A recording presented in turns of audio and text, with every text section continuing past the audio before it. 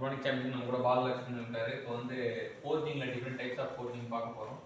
அது என்ன மாதிரிலாம் நம்ம இருக்குன்றது தெரிஞ்சுக்க போகிறோம். Upsetting increase the cross section of bar at the expense of லென்த்தை குறைச்சி பாரோட கிராஸ் செக்ஷன் அதிகப்படுத்தும், இல்லை டயாவை அதிகப்படுத்தும், அது upsetting. Head of the bolt reverse bolt head வந்து எந்த இதில் மேக் பண்ணுவாங்கன்னு கேட்பாங்க. அது அப்செட்டிங்கில் மேக் பண்ணுவாங்க. ரொம்ப முக்கியமான question. Drawing process of decreasing the cross section of bar at the increasing of its length. So length அதிகப்படுத்துகிறோம், கிராஸ் செக்ஷன் குறைக்கிறோம், அப்படியே அப்செட்டிங் உல்ட்டாவாக இருக்குன்னு தெரியுங்களா. ஸ்வாகிங் Cross sectional area bar rods or tube produced series of impact blow. Series of impact blow 30 impact blow 30 impactல ஓங்கி அடிச்சு வீங்க வைக்கிறது தான் வந்து இது. அதில் பார் ராட் டியூப் நெக் ஆஃப் சிலிண்டர்ல இந்த ஃபார்ம் பண்ணுவாங்க. ரோட்டரி ஸ்வாகிங் எதுக்கு அப்படின்னா சுத்தி அடிப்பாங்க, ரொட்டேட்டிங் டை வச்சு அடிப்பாங்க.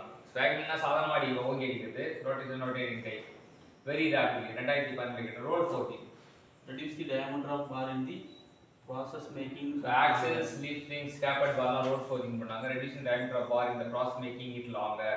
So அத பெருசுபடுத்துறதுக்காக வந்து reduce diameter reduce பண்றது தான் axle, leaf spring, tapered bar use பண்றோம். drop forging impact force. Impact ஒரு ஃபோர்ஸ் இருக்கணும். கனெக்டிங் ராட் அதெல்லாம் கிராங்க்ஷாஃப்ட்ல இது பண்ணுவாங்க. hard press forging steadily applied pressure instead of impact ஓங்கி அடிக்காம ஸ்டெடியா லோட் கொடுத்தா அது hard press forging. bulging expanding of tubular or cylinder part.